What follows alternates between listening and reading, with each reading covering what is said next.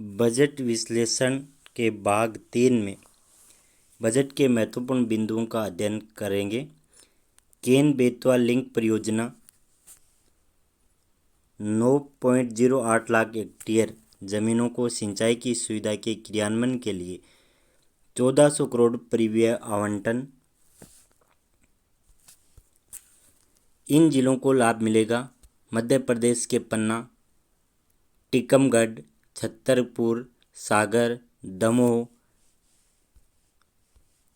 दतिया, विदिशा, शिवपुरी और उत्तर प्रदेश के बांदा, महोबा, झांसी व ललितपुर जिलों को लाभ मिलेगा। पांच नदी संपर्कों यथा दमनगंगा पिंजाल, पार ताप्ती नर्मदा, गोदावरी कृष्णा, कृष्णा पेनार और पेनार कावेरी के मसौदा डीपीआर को अंतिम रूप दे दिया गया है।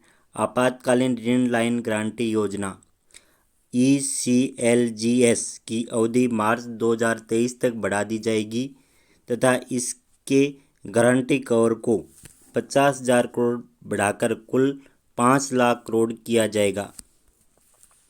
आगामी 5 वर्षों में वर्धन एवं त्वरण MSME प्रदर्शन rising and accelerating MSME performance REM कार्यक्रम 6,000 करोड़ के परिव्यय के साथ शुरू किया जाएगा।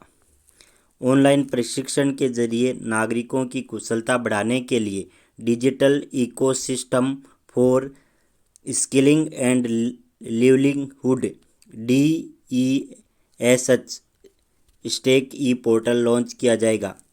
कौशल विकास एवं गुणवत्ता शिक्षा के तहत विभिन्न अनुप्रयोगों के जरिए ड्रोन शक्ति को सुविधाजनक बनाने के साथ साथ एक सेवा के रूप में ड्रोन DRAAS के लिए स्टार्टअप्स को बढ़ावा दिया जाएगा।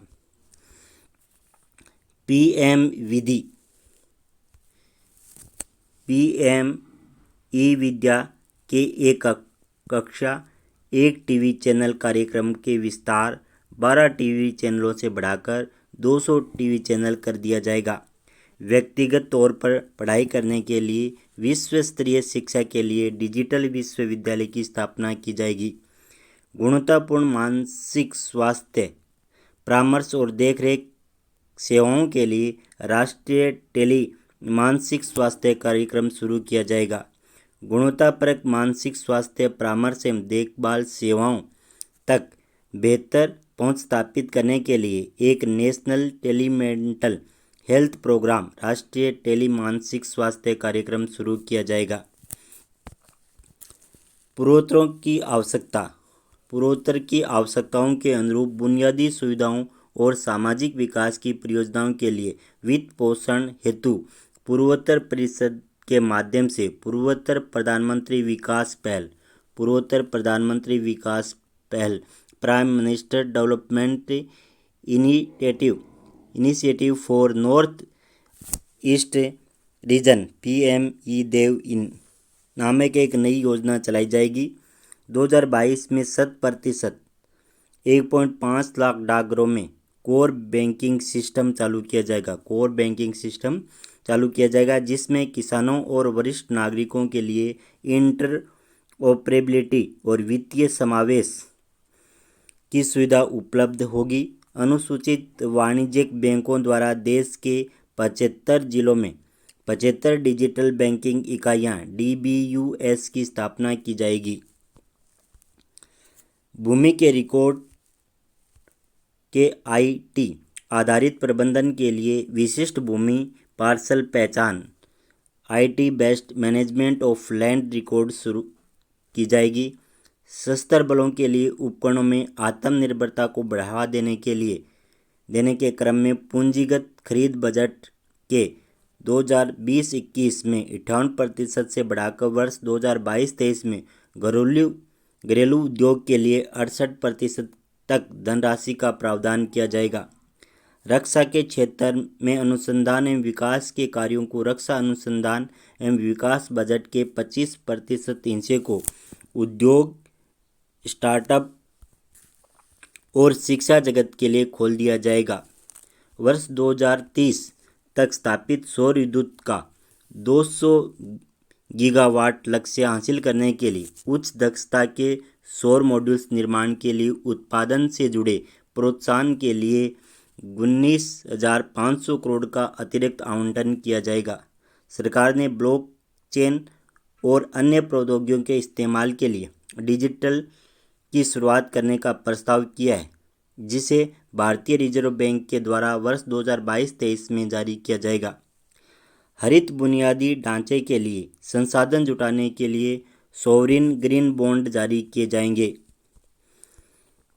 वर्ष 2022-23 में 15वें वित्त आयोग की सिफारिशों के अनुसार राज्यों को जीएसडीपी के 4% का वित्तीय घाटे की अनुमति होगी, जिसका 0.5% विद्युत क्षेत्र सुधार में उपयोग किया जाएगा। शहरी नियोजन में उत्कृष्टता केंद्रों की स्थापना, शहरी नियोजन और डिजाइन में भारत विशिष्ट ज्ञान विकसित करने और इन क्षेत्रों में प्रमाणित प्रशिक्षण प्रदान करने के लिए विभिन्न क्षेत्रों में 5 मौजूदा शैक्षणिक स्थानों को उत्कृष्टता के केंद्रों के रूप में अभिहित किया जाएगा। ऐसे प्रत्येक केंद्र को 250 करोड़ की दयानिधि इंडोमेंट फंड प्रदान की जाएगी। हर घर नल से जल योजना के तहत 2022-23 में 3.8 करोड़ घरों को कवर करने के लिए 60,000 करोड़ आवंटित किए गए हैं। वित्त वर्ष 2022-23 में प्रधानमंत्री आवास योजना के चिन्हित पात्र लाभार्थियों, ग्रामीण और शहरी दोनों के लिए 80 लाख घर बनाने के लिए 48,000 करोड़ के आवंटन की घोषणा। नए वाइब्रेंट विलेज कार्यक्रम के तहत उत्तरी सीमा पर स्थित गांवों, बिखरी जनसंख्या वाले, कनेक्टिविटी बुनियादी सुविधा से वंचित को कवर किया जाएगा। यहाँ शिक्षण चयन के लिए डायरेक्ट टू होम एक्सेस की व्यवस्था और आजीविका सर्जन के लिए सहायता जैसे कार्यक्रम किए जाएंगे। करदाताओं को त्रुटियों में सुधार के लिए 2 वर्ष के भीतर अपडेट की हुई आयकर रिटर्न दाखिल करने की अनुमति बजट में प्रदान की गई है। कर प्रोत्साहन उपलब्ध कराने के लिए पात्र स्टार्टअप के निगम की अवधि को 1 वर्ष बढ़ाकर 31 मार्च 2023 तक करने का प्रस्ताव बजट में किया गया है। किसी भी वर्चुअल डिजिटल परिसंपत्ति के हस्तांतरण से होने वाली आय पर कर की दर 30% होगी। इस प्रकार की आय की